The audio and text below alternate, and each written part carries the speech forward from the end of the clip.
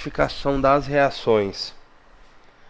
Então as reações são classificadas em síntese ou adição, análise ou decomposição, reação de deslocamento, também conhecida como substituição ou simples troca, reação de dupla troca, conhecida como dupla substituição ou duplo deslocamento.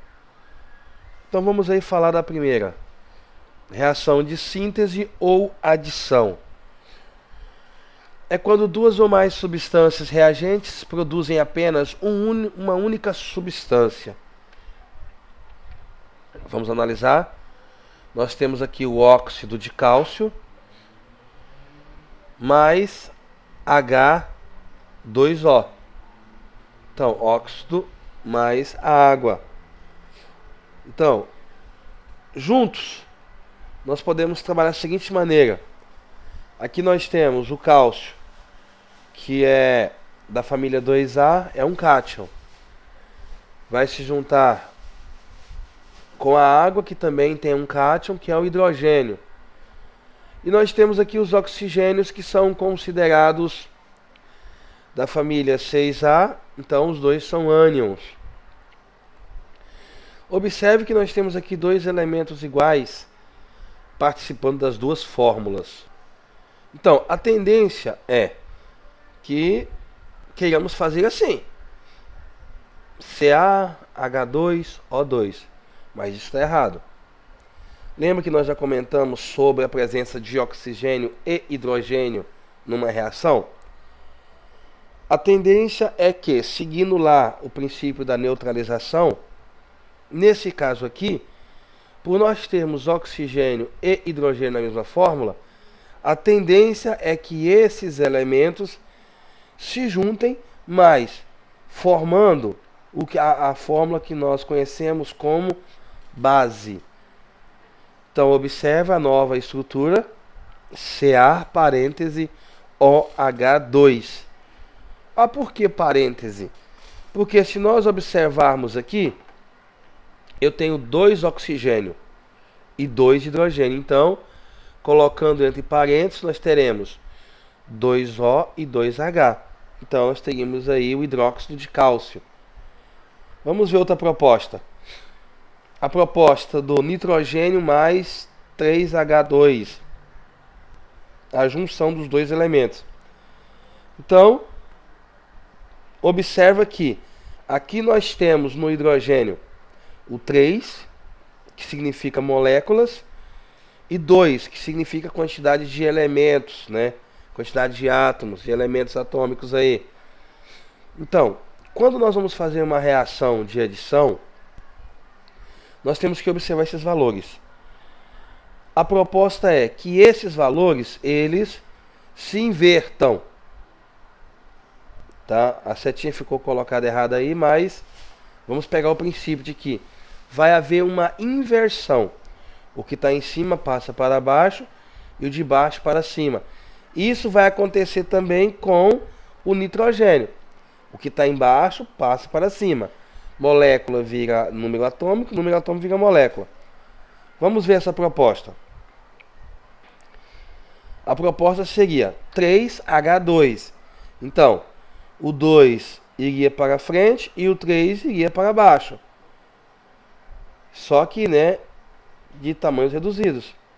Porque ele se tornou agora a quantidade de átomos. Então, em vez de 3H2, eu teria 2H3. 2 moléculas de H3. A mesma proposta nós temos aqui para o nitrogênio. N2. Então, nós teríamos aqui o deslocamento. E teríamos 2N. Então, ficaria assim. 2NH3. 2 nitrogênio com número de moléculas iguais, eu posso sintetizar em um só. NH3. Então, nós temos aí a nossa reação de adição. Na adição, nós temos duas que viram um. Na análise ou decomposição, nós temos uma que vira duas. Olha, nós temos o 2H2O, a água, 2 moléculas de água.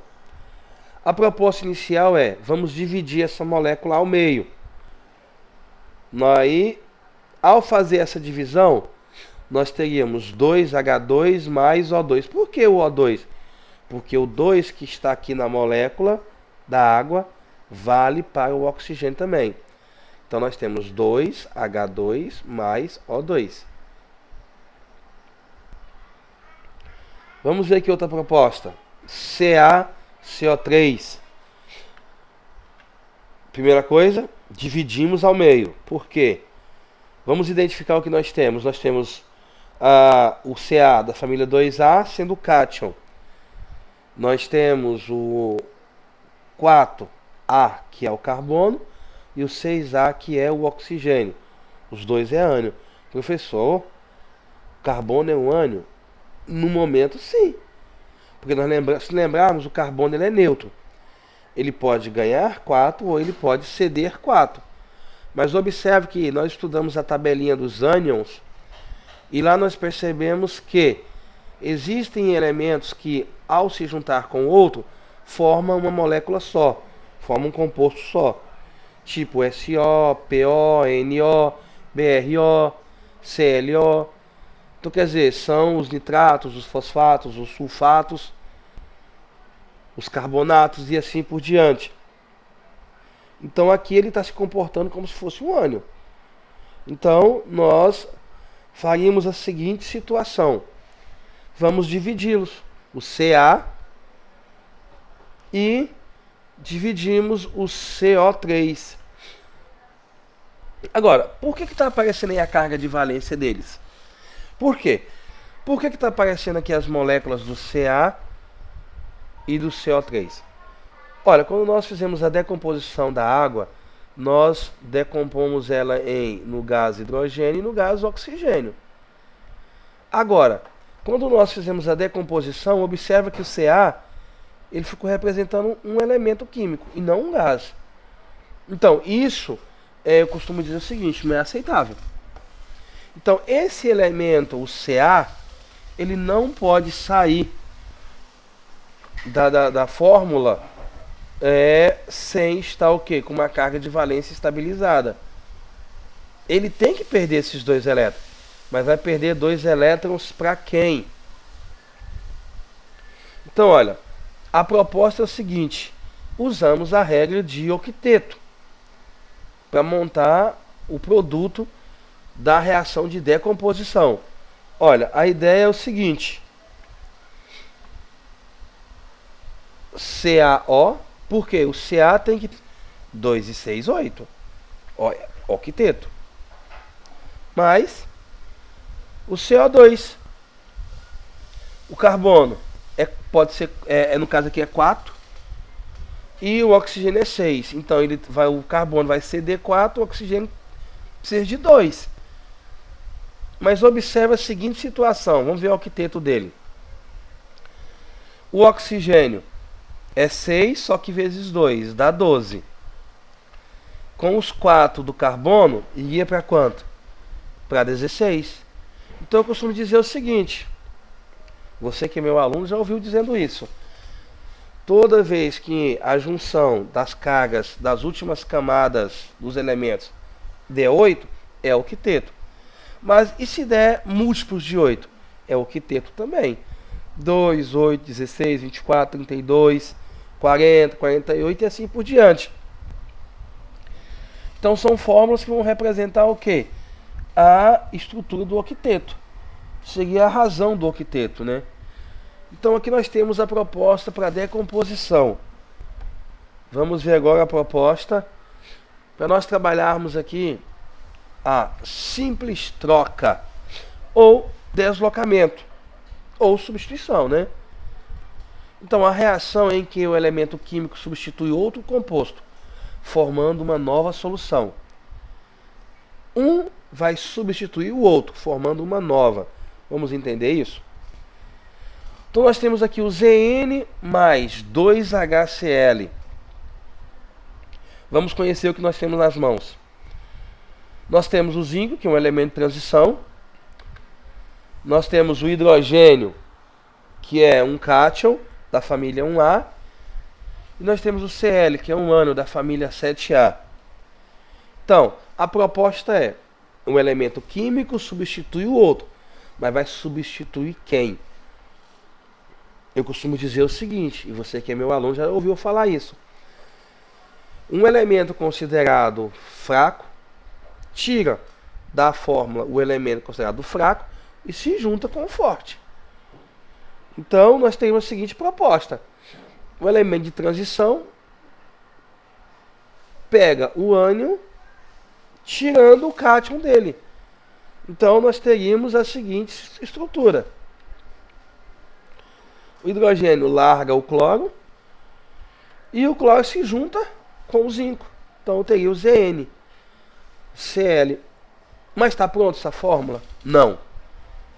Lembra que eu já comentei com vocês que a mesma quantidade de elementos que eu tenho antes, eu tenho que ter o quê? Depois, para dar estabilidade. Então vamos observar aqui. Nós temos 2 hidrogênio e nós temos 2 cloro. Então olha só. H mais ZnCl. Tá pronto? Não. Vamos deslocar aqui esse 2. Para quê? Porque se nós tínhamos 2H antes, temos que ter 2H depois. A mesma forma vai acontecer com o Cl. Se tínhamos 2 Cl antes, 2 Cl depois.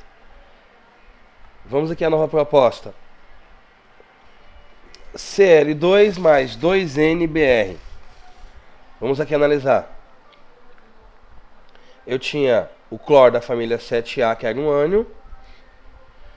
O Na, família 1A, então é um cátion. Br, família 7A, que é um ânion. Lembra da proposta? Fraco tira fraco e forte tira forte. Então na proposta aqui temos assim, que o cloro vai se juntar com o cátion Na, tirando o Br. Então nós temos aqui Br mais NaCl. Está pronto? Não. Nós temos que igualar as cargas. Eu tinha quantos Br antes? Eu tinha 2 Br. Então eu vou ter que ter quantos Br depois? 2 Br. Então nós deslocamos para igualar as cargas. A mesma coisa vai acontecer com o cloro. Só que observa que o 2 ficou em cima, ficou na frente. Por quê? Antes nós também tínhamos 2 cloro. Nós tínhamos 2 Na. Então agora eu vou ter 2 Na e 2 Cl. Ah, posso colocar embaixo? Não. É verdade, não. Porque a quantidade de sódio e de cloro é a mesma. Então basta eu colocar uma molécula só para representar a quantidade total. Vamos dar sequência? Vamos falar da reação de dupla troca.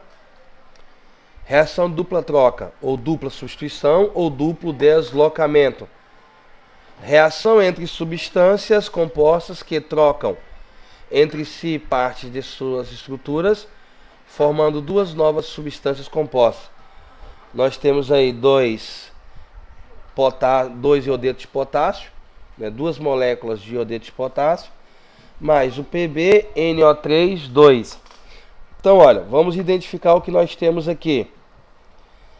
Potássio, família 1A, o K, que é um cátion. O iodo, família 7A, que é um ânion. O Pb, família 4A, que é neutro, pode ganhar ou pode perder 4. E o N e o N 5A e o O 7A são ânions. Então, na proposta, forte pega fraco e fraco pega forte. Como aqui é dupla troca, vamos fazer a seguinte situação. O cátion potássio se junta com o ânion NO3. E o ânion iodo se junta com o Pb, que é neutro, aqui representando um cátion. Então nós teríamos a seguinte situação. Nós teríamos KNO3 mais PBI. Ei, tá pronto? Não. Agora nós temos o quê? Que observar a quantidade dos elementos para igualarmos. Não estou falando em balanceamento. Vamos abordar o balanceamento químico em uma próxima videoaula. Mas nós temos o quê?